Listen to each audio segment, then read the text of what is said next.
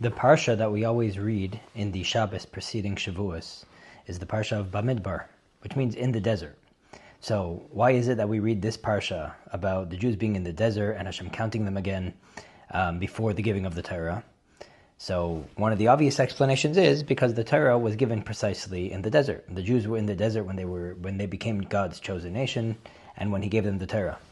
Now, that itself could use clarification. As we know, everything is by divine providence, and everything Hashem does is for a reason.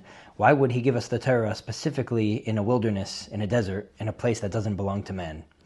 So there's many explanations to this, but I want to share one from the Rebbe, a very beautiful and powerful explanation and relevant lesson that we could learn from this week's Parsha and from Shavuos, the giving of the Torah, said in the year Tafshin Nun Aleph, which was the year 1991. And the Rebbe's explanation is like this. We see that the Torah came to the world to add peace and calm to the world.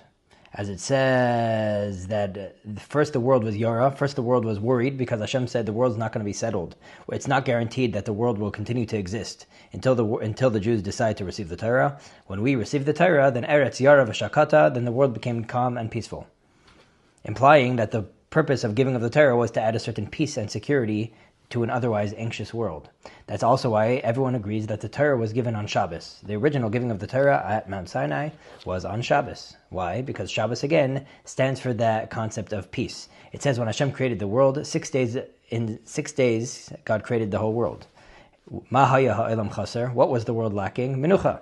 The world lacks peace, naturally, and tranquility. But Shabbos, Ba'menucha, Shabbos came and brought peace to the world. And just as Shabbos brought peace to the world, so too, at a more cosmic level, the Torah brought peace to the world and humanity at large. Now, what's the mechanics to this, and how exactly does it work? The world, by definition, is an anxious place, is a place that's constantly turbulent and moving. In fact, the main building blocks of our world and our universe, the ultimate barriers and frame that the world exists in, the Hagbala, the limitations that the world exists in, is time and space. Time means constant change. If we were living in a frozen picture frame, there'd be no time, because nothing would be changing. Time is only relevant to the concept of things changing and evolving and moving. So movement from place to place and from time to time, and that's what our world is. Those are the building blocks of our world and the main limitations of our world. We're a world of time and place and constant change, and as we all know from our own worlds and our own lives, juggling many, many different things, and therefore life naturally is, we feel ripped apart and anxious and all over the place and not settled. We're productive, we're doing things, we could be doing great things, but naturally we're in a state of movement. We're in a world that has many things. We're not living in a singular world, we're in a world of plurality, at least the way it looks, that we have our job, our family, our interests, our hobbies, our friends, etc. So we have so many, there's trillions of existences in the world, and many interests in everyone's life, and everything seems to be so separated and segregated from each other. Therefore, our life is pulled in many different directions, and we lack peace. Torah and Shabbos automatically give someone peace because it anchors us in what's the purpose of everything we're doing. I'm going to read a powerful paragraph from the Sikha, and we're going to continue to fabring about it and talk about it. We see this naturally by people. When a person doesn't know the purpose for what he's living, his purpose of living, he can never be fully at peace and fully tranquil.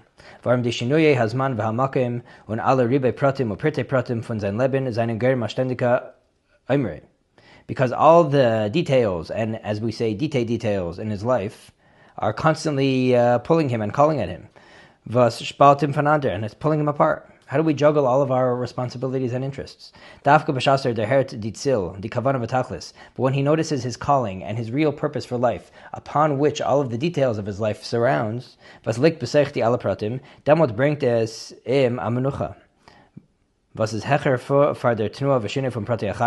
gives him a certain peace and calm and knowing that this is what my life's about, which is above the details of his life and actually causes a harmony and a seamless tune throughout the details in his life, that he doesn't feel so polarized amongst a bunch of different things. Rather, he feels that all these things are stemming from a purpose, which obviously brings a certain wholesomeness and wholeness to the person, and we see that affects everything that he does in his life. Just to give a bit of an example for this.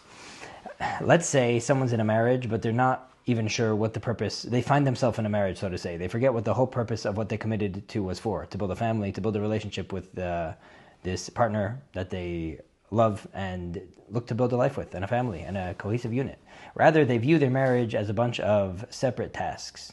I need to do this, I need to do this, I need to, I have this task with my wife, I have this task at home, I need to make sure I say this, and it's just a checklist of a bunch of different things. That's a very anxious way to live, and constantly think, am I doing everything right? Versus realizing that I'm married for a purpose, which includes all the details. So then you're not strapped between all the details. You don't feel all the details pulling at you. You feel secure in knowing generally the purpose of your marriage, the kavanah of your marriage, and the tachlis of your marriage, and therefore all the details don't feel that they're splintering you in so many different directions, because they're not pulling you in a bunch of different directions. They are all pulling you into the one general direction of a healthy, strong, happy marriage. They say a story also of it's a famous Farbrengen story, of someone who had a great form with cutting stalks of wheat. And the king noticed, or the gvir, the rich man noticed, and he was very impressed by this man's form of cutting wheat. So he hired him. He said, what are you getting paid on the farm? I'm going to pay you double. Come to my house, my living room, and just go through that motion of cutting wheat. Take your sickle, take your knife, and just start cutting imaginary wheat in the middle of my house. I love the way it looks. You have great form. So this guy says, great, I'll get extra pay for less money, for double the money. And he starts doing it, but eventually he says, I need to quit. Before I felt like I was actually doing something. I had a purpose. Over here I have no purpose. I'm just swinging a random axe, even though I'm getting paid extra. It's not something I could do. When we know our purpose, our life is more peaceful. Torah, Shabbos, brings us God consciousness and reminds us that our life is not so splintered around a bunch of different areas. Our life is focused on serving God, bringing a dir b'tachtonim, bringing a God consciousness to the world around us, and bringing God awareness, and fulfilling Hashem's kavanah for the reason for which the world was created. And everything I'm doing is backed by that backdrop kavanah. So then my life is not splintered in a bunch of different directions. Everything I'm doing falls under that umbrella of serving Hashem. There's an interesting concept, and I think it's underspoken about, which is, naturally speaking, all of us feel this anxiety of, we have so many different things we want to do, spiritually, physically, financially, all of our goals, and we feel like we're juggling a million different things. I have my interests, I have God's interests of me, I have my family's interest, but imagine for a second you could completely surrender and say, I have no more interests. My only interest and my only devotion is to fulfill Hashem's kavanah, to fulfill Hashem's desire, and everything else I completely surrender. Now, what is Hashem's kavanah? He wants you to go live a successful, productive life according to Torah mitzvahs, to live with simcha, to live with building a family, to live financially successful, to be able to give tzedakah, etc. So now you could go reface your life and all of your interests, but not as your interests. As long as we're living life for our own interests, we feel pulled apart in so many different directions. But if I live with no interests, just to the one devotion of serving Hashem, then paradoxically I have total peace. Because everything I'm doing isn't pulled in that direction, and that direction, and that direction, and that direction. Everything I'm doing is under the direction of, what does Hashem want from me now? When Hashem wants me to be home, I'm home. When Hashem wants me to study Torah, I'm studying Torah. When Hashem wants me to be involved in my business, I'm involved in business. Those are not three separate directions from the perspective of Torah. Those are all in one direction, to fulfill Hashem's will. And when you live that way, even though it's obviously very vulnerable and hard to give such a big surrender towards Hashem, but when you do it, life becomes much less anxious and much more peaceful. No matter what happens to you, I'm a servant of Hashem and here to fulfill His will. I had a better day, I had a worse day, I had a more successful day. I had a day that didn't go as successful as I would have liked. I had 5 different things to do across so many different spectrums. Hashem, what do you want from me now? And I'm here to do it. Our entire life could be lived successfully and happily, dancing to that one tune, beating to that one tune and that one concept of fulfilling Hashem's desire, and that's what brings ultimate menucha to someone's life. So why is it that the Torah was given in Bamidbar? Because that's precisely what the Torah is here to do. The Torah is here to give Torah, godliness, peace, tranquility, and ultimate surrender, even in a midbar. A midbar is a insecure place, a place where someone can't feel comfortable.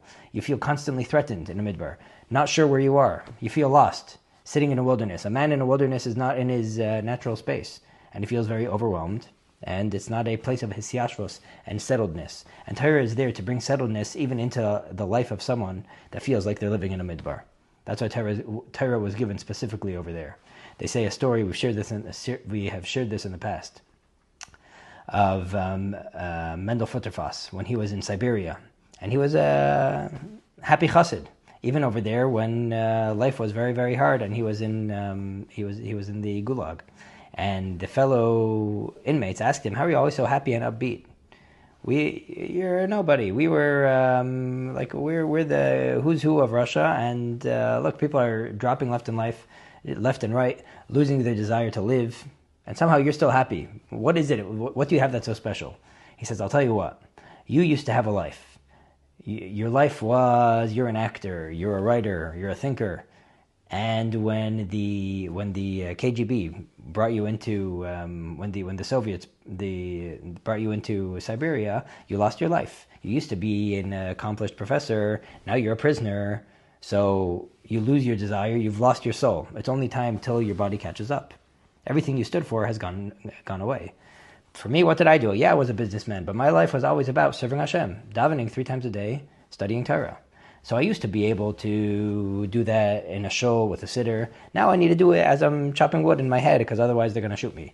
But what my life's about never changed, so I could stay happy. Whether you're literally with your family, working in shul, or sitting in Siberia, if you live by this one concept of Ma Hashem Elokecha Shayom Me'imach, what does Hashem want from you? And with full Kabbalah all of Hashem, I'm here to fulfill your will.